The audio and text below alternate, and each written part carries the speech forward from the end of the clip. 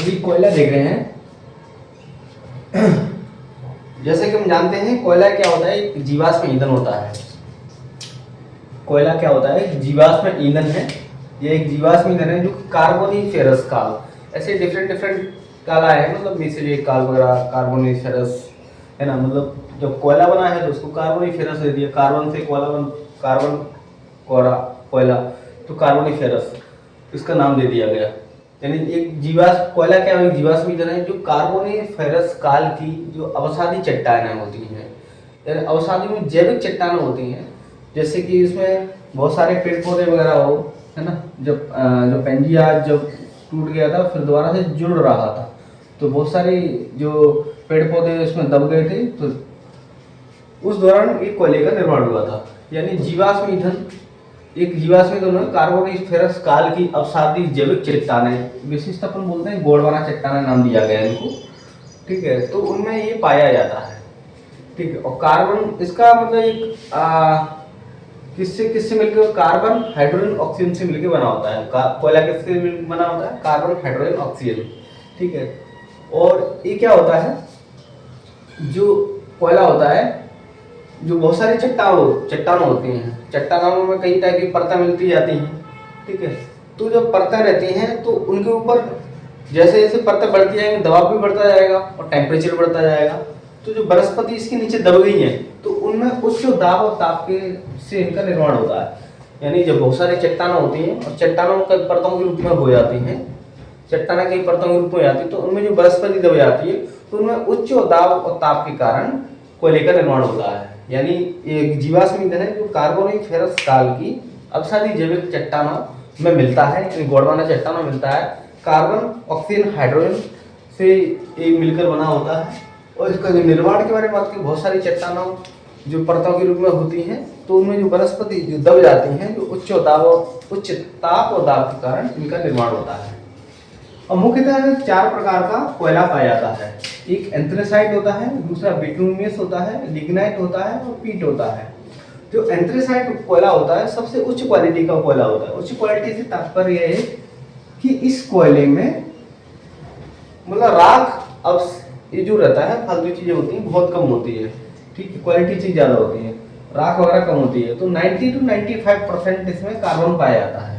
तो एंथ्रेसाइट कोयला है 90 to 95% कोयला, और ये भारत में मात्र जम्मू कश्मीर है ना, कश्मीर वैली में ये पाया जाता है।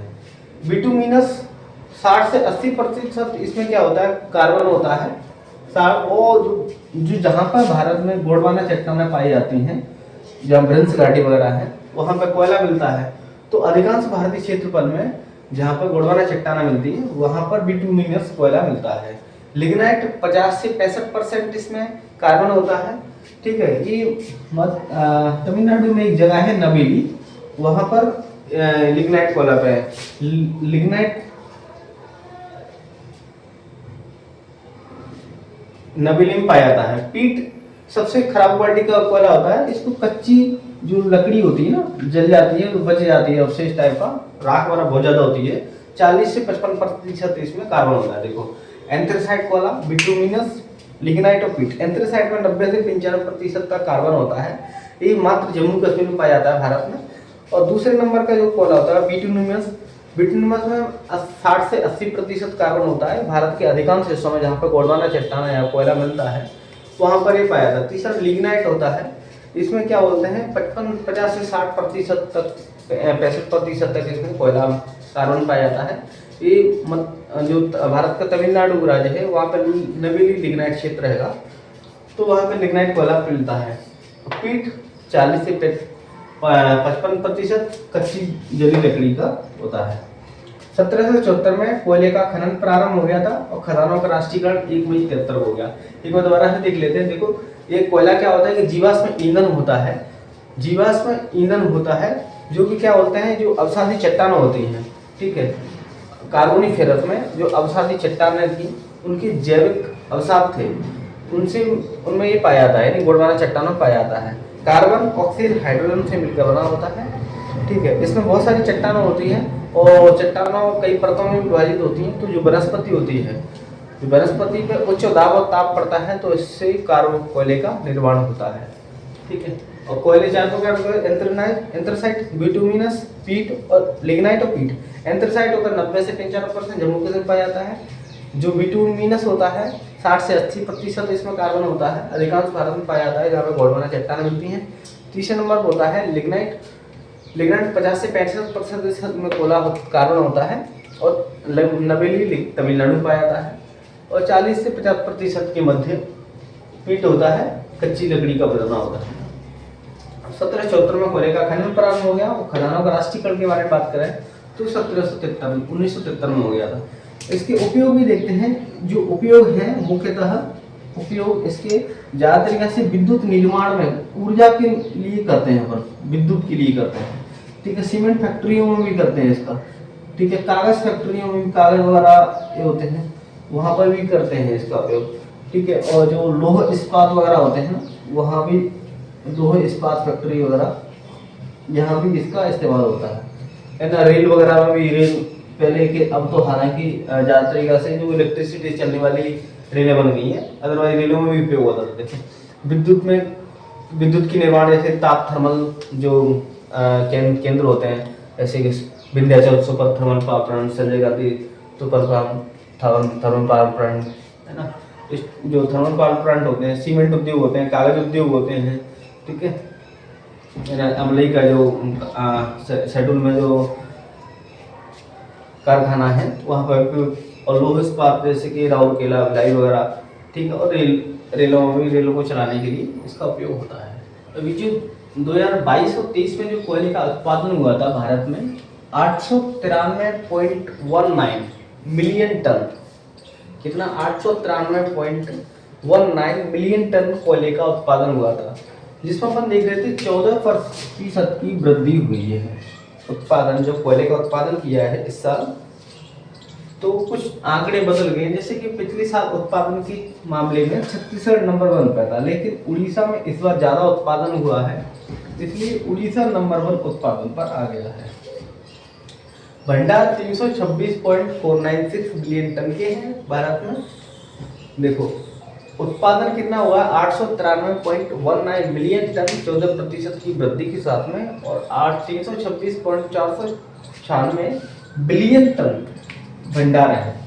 अभी राज्यवार जो रैंकिंग होती है उसको देख लेते हैं, भंडार के क्षेत्र में और उत्पादन के क्षेत्र में। जैसे भंडार के क्षेत्र में देखते हैं, सबसे ज़्यादा भंडार झारखंड में मिलता है, जहाँ पर कि झरिया जैसी खदानें होती हैं, बोकारो जैसी खदानें होती हैं।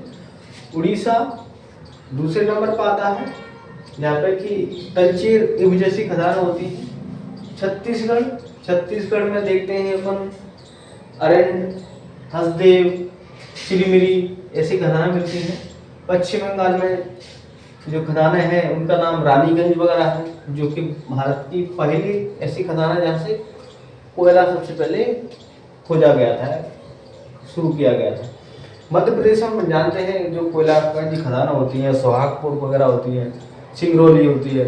इधर सतपुड़ा में चले जाओ, पाताखेड़ा वगैरह है ना, महू पानी वगैरह, तवा, पेंच घाटी, ये सब चीज सब जगह पे कोयला मिलता है। तो इस टाइप से 5वें नंबर पर मध्य प्रदेश की रैंकिंग आती है भंडार के क्षेत्र में। सबसे नंबर 1 पे झारखंड आता है, उड़ीसा आता है, फिर छत्तीसगढ़ आता है, फिर पश्चिम बंगाल आता है, फिर मध्य प्रदेश आता है। यदि वही उत्पादन के क्षेत्र में बात कर लें तो उत्पादन कई टाइप से उत्पादन होता है। जैसे कि मध्य प्रदेश पीएससी में एक बार नेट उत्पादन के बारे में पूछा था, ठीक है। अभी नॉर्मल उत्पादन के बारे में देख रहे हैं, जो जनरली क्वेश्चन पूछा जाता है उत्पादन के क्षेत्र से, कि सबसे ज़्यादा उत्पादन उड़ीसा में हुआ है, इस वाले करंट का डाटा है। और उड़ीसा में हुआ है, दूसरे नंबर पर छत्तीसगढ़ में हुआ है, तीसरे नंबर पर झारखंड में, चौथे नंबर पर मध्य प्रदेश है अपना, और 5वें नंबर पर तेलंगाना आता है।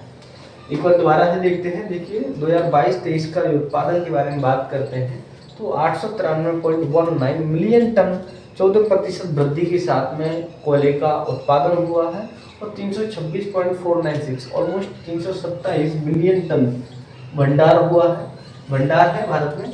कोयले की भंडार और उत्पादन की रैंकिंग देखते हैं। झारखंड, उड़ीसा, उसके बाद में छत्तीसगढ़, पश्चिम बंगाल और मध्य प्रदेश 5वें नंबर पर आता है। उत्पादन के क्षेत्र में उड़ीसा, छत्तीसगढ़, झारखंड, मध्य प्रदेश, तेलंगाना आता है। यदि दूसरे ओर देखते हैं अपन आयात निर्यात को, तो भारत में क्या रहता है, दो टाइप के कोयले होते हैं एक्चुअली में। दो टाइप के कोयले होते हैं, एक कुकिंग कोयल होता है, एक नॉन कुकिंग। कुकिंग कोयल से तात्पर्य होता है कि जो अच्छी तरह से जलता है, इसमें कार्बन की मात्रा तो है ही, लेकिन उसकी जो ज्वलनता होती है बहुत अच्छी होती है, तो उसको कुकिंग कोयल कहते हैं, जो कि भारत में इसका अभाव है। तो इस टाइप से जो कोयला होता है इंडोनेशिया, ऑस्ट्रेलिया और रूस से मंगाया जाता है पारदीप बंदरगाह के माध्यम से।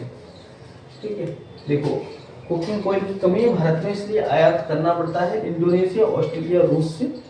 और निर्यात की बारे में बात करते हैं तो छोटे मोटे जो आस पड़ोसी देश हैं उनको मदद करने के लिए नेपाल, बांग्लादेश, भूटान को निर्यात कर दिया जाता है। आयात निर्यात तो अपन समझते हैं, आयात का मतलब रहता है दूसरे देशों से अपने देश में कोई चीज़ मंगाते हैं उसको आयात कहते हैं, और निर्यात का मतलब होता है अपने देश से दूसरे देश में कोई चीज़ भेजते हैं तो निर्यात कहते हैं। जिस देश का निर्यात रेट ज़्यादा होता है उसकी करेंसी ज़्यादा मजबूत होती है।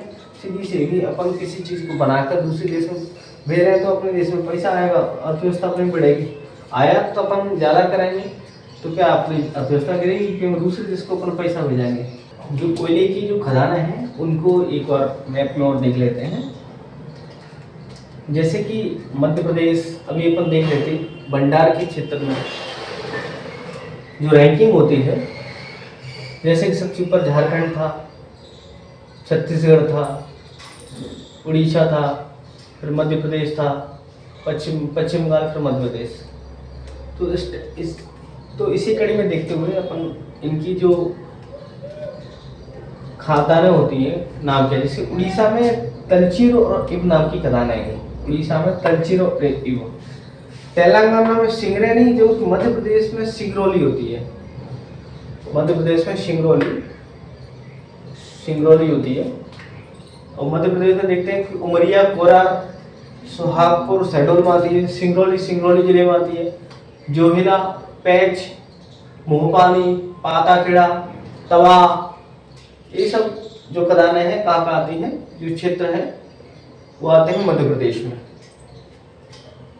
सरगुजा छत्तीसगढ़ में आते हैं। सरगुजा कोरिया वाला जो क्षेत्र है वहाँ कोरबा, बैकनपुर, झिलमिली, चिरमिरी, अरण, हसदेव, है ना, सोहरहट, सेंदुगढ़ जैसी जगह आती है। कोरबा में भी गेवरा कोल खदान है, जो कि भारत की सबसे बड़ी कोल खदान होती है। पश्चिम बंगाल में आते हैं रानीगंज, भारत की पहली कोल खदान है, जो कि भारत की सबसे बड़ी कोल खदान कौन सी, गेवरा। पश्चिम बंगाल में रानीगंज सबसे बड़ी, और जब यहाँ पर सुहागपुर मोटी होगी, सॉरी सिंगरौली की जो खदान आती है, सिंगरौली की झिंगुरदा 136 मीटर सबसे मोटी परत वाली खदान है। बिहार में भी चले जाते, झारखंड मिल जाती, बिहार में भी राजगढ़ मिल जाती है। झारखंड में झरिया, बोकारो, रामगढ़, जयंती, चंद्रपुरा, डाल्टनगंज, गिरिडीह, ठीक है, ये सब मिल जाती है। देखो झरिया, बोकारो, रामगढ़, गिरिडीह, डाल्टनगंज के बाद जयंती और चंद्रपुरा।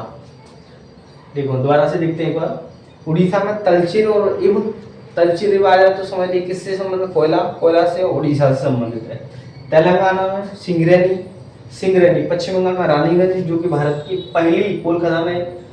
छत्तीसगढ़ में आते हैं तो दो क्षेत्र मिलते हैं तरीका से, सरगुजा कोरिया और कोरबा। कोरबा में सबसे बड़ी कोल खदान है भारत की, गेवरा कोल खदान, पूर्व कोल माइन। और सरगुजा में कोरबा, बैकनपुर, हसदेव, सेंदुगढ़, अरण, झिलमिली, चिरमिरी, है ना, इस टाइप से यहाँ पर होती है। झारखंड में झरिया, बोकारो, रामगढ़ और क्या बोलते हैं, गिरिडीह, डाल्टनगंज, जयंती और चंद्रपुरा। मध्य प्रदेश में आ जाओ, उमरिया, कोरा क्षेत्र आ जाता है। अभी मध्य प्रदेश वाले पूरा और अच्छे से देखेंगे। जो मध्य प्रदेश में उमरिया, कोरा क्षेत्र आता है। सुहागपुर शहडोल में आता है, ठीक है। सिंगरौली आता है। सिंगरौली में भी जैसे कि जो खदान है सिंगरौली की, उसमें भी छोटी छोटी खदान आती है, जयंती, गोरबी, है ना, झिंगुरदा सबसे मोटी 136 मीटर की खदान है, ठीक है। और छोटी छोटी जैसे कि अपन सतपुड़ा क्षेत्र में चले जाते हैं नीचे की तरफ, जोहिला, पैंच, मोहपानी, पाताखेड़ा, है ना, तवा, काना, है ना, तो इस टाइप की खदानें मिल जाती हैं। एक बार और दोबारा देखते हैं। देखो झारखंड, बिहार में राजमहल आती है, झारखंड में झरिया, बोकारो, रामगढ़, डाल्टनगंज, जयंती और चंद्रपुरा, गिरिडीह आ जाते हैं। पश्चिम बंगाल रंगी, उड़ीसा में कच्चे आती है, तेलंगाना में सिंगरैली आती है और छत्तीसगढ़ में जो सरगुजा वाला क्षेत्र है कोरबा, बैकुंठपुर, चिरमिली, झिलमिली है ना, हसदेव, बैकुंठपुर और सोनहाट, अरंड सिंधुगढ़ आते हैं। कोरबा में गेवरा कोल खाना सबसे बड़ी खदान है। मध्य प्रदेश में उमरिया, कोरा क्षेत्र, सुहागपुर, शहडोल में आती है, सिंगरौली में आती है, जोहिला, पेंचकाना, मोहपानी, पाताखेड़ा, ये सब खदान आ जाती है। अभी आते हैं मध्य प्रदेश की कोयला क्षेत्रों पर। तो मध्य प्रदेश के कोयला क्षेत्र मुख्यतः दो भागों में बांट दिए जाते हैं। एक होता है मध्य भारत का कोयला क्षेत्र, जो कि ऊपर जो सिंगरौली हो गया, शहडोल हो गया, उमरिया हो गया, ये वाला जो क्षेत्र होता है ऊपर का, यहाँ पे मध्य भारत कोयला क्षेत्र होता है। और नीचे की तरफ जब आते हैं अपन, तो यहाँ सतपुड़ा की रेंज में तो सतपुड़ा कोयला क्षेत्र होता है। यानी मध्य प्रदेश का कोयला क्षेत्र मुख्यतः दो भागों में बांटा जाता है, मध्य भारत कोयला क्षेत्र और सतपुड़ा कोयला क्षेत्र। मध्य भारत की कोयला क्षेत्र पर देखते हैं अपन दो तीन जो कोयला क्षेत्र हैं वो बहुत इंपॉर्टेंट है, जैसे शहडोल, उमरिया, कोरार और सिंगरौली। शहडोल, उमरिया और कोरार, उमरिया, कोरार। और यहाँ पर जब आते हैं सतपुड़ा वाले में, तो पाताखेड़ा, तवा, मोहपानी, पैंच, कानन आते हैं। ठीक है, तो ये सबसे पहले इस वाले क्षेत्र को देखते हैं अपन, मध्य भारत कोयला क्षेत्र को। इसमें शहडोल को देखते हैं। शहडोल में जो कोयला क्षेत्र है उसका नाम सुहागपुर है, जो कि 2300 वर्ग किलोमीटर क्षेत्र में फैला हुआ है। 2300 वर्ग किलोमीटर में कौन सा? शहडोल। और जो कि मध्य प्रदेश की सबसे बड़ी साइट होगी, कोयला क्षेत्र होगा। इसकी कुछ तीन इंपॉर्टेंट खदानें होती है, जैसे बुडार, अमलई होगी, कोटमा हो गई और बिजरू जगराखंड हो गया। देखो शहडोल में कोयला क्षेत्र है कौन सा? सुहागपुर। 2300 वर्ग किलोमीटर क्षेत्र में फैला हुआ है। 2300 वर्ग किलोमीटर क्षेत्र में सुहागपुर मध्य प्रदेश सबसे बड़ी खदान है। कौन सी इसकी जो खदानों के नाम है इसमें? सुहागपुर में बड़ई, बुडार, अमलई, कोटमा और बिजरू जगराखंड। तो इन जगह का जो कोयला होता है, अमरकंटक में चचाई में एक विद्युत गृह बना हुआ है, ताप thermal power plant, Chachai Amarkantak thermal power plant, जिसकी जो क्षमता है 210 मेगावाट है। देखो शहडोल में सुहागपुर नाम की जगह है, 2300 वर्ग किलोमीटर में एक कोयला क्षेत्र जो फैला हुआ है, उसके जो खदानें हैं बुढ़ार, अमलई होगी, कोटमा होगी, बिजरू जगराखंड हो गया। ठीक है, इसका जो कोयला है चचाई के अमरकंटक थर्मल पावर प्लांट में जाता है और 210 मेगावाट की क्षमता आएगी इसकी। यदि सिंगरौली पे आते हैं तो सिंगरौली में सिंगरौली कोलफील्ड रहता है, 1600 वर्ग किलोमीटर क्षेत्र में फैला हुआ है। ये 2300 वर्ग किलोमीटर सबसे बड़ी है, लेकिन सबसे ज्यादा जो कोयला निकलता है वो सिंगरौली कोलफील्ड से निकलता है, क्योंकि यहाँ पर अपन देख रहे हैं तीन खदान है, जयंत, गुरवी और झिंगुरदा। तो झिंगुरदा सबसे मोटी परत वाली खदान है, 136 मीटर की। देखो सिंगरौली कोलफील्ड 1600 वर्ग किलोमीटर क्षेत्र में फैला हुआ है। जयंती, गोरबी और झिंगुरदा 136 मीटर की खदान है।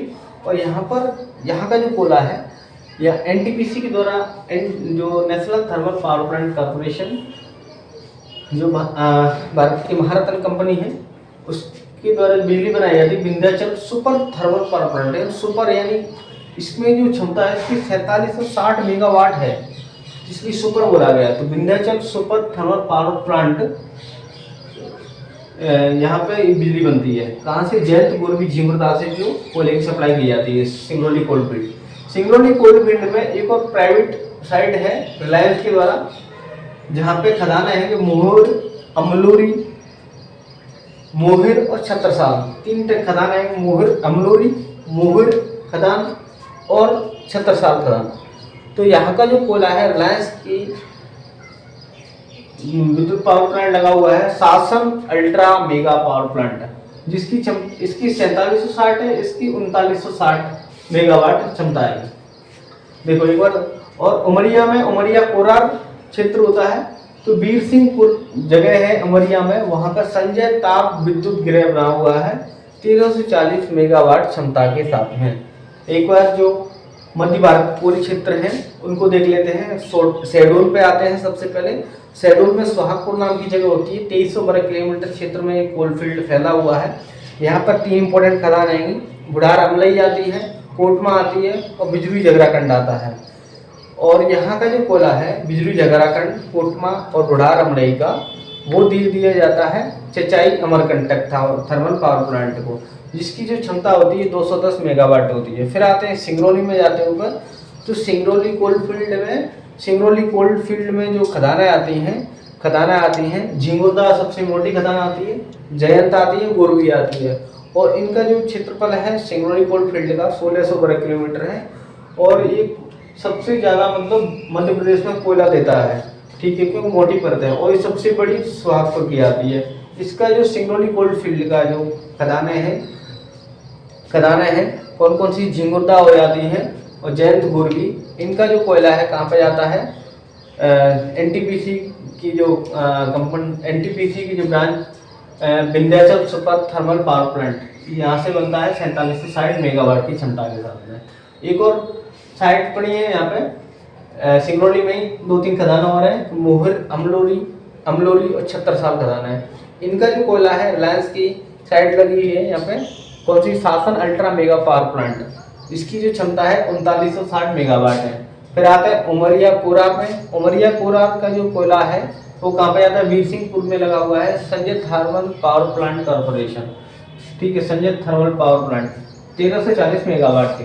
अब आते हैं कहाँ पर, सतपुड़ा कोल्ड फील्ड में। सतपुड़ा कोल्ड फील्ड में पाताखेड़ा, तवा, मोहपानी, कानन, पेंच और मोहपानी है, यहाँ पर मध्य प्रदेश सरकार ने कोयला निकालना बंद कर दिया गया है। अब इनकी भी कुछ साइट खदान है। इस पेंच में ये न्यूटन हो गया, चिकली हो गया, शिवपुरी हो गया, है ना, दतरा हो गया, चांदमेटा हो गया, बमोरी हो गया, इकलेरा हो गया। देखो न्यूटन, चिकली, इकलेरा और दतला, है ना, चांदमेटा, बमोरी, शिवपुरी। दूसरी कानन है इसका रानीखोल, धनवा, काली छप्पर और नंदन। रानीखोल, धनवा, काली छप्पर, नंदन।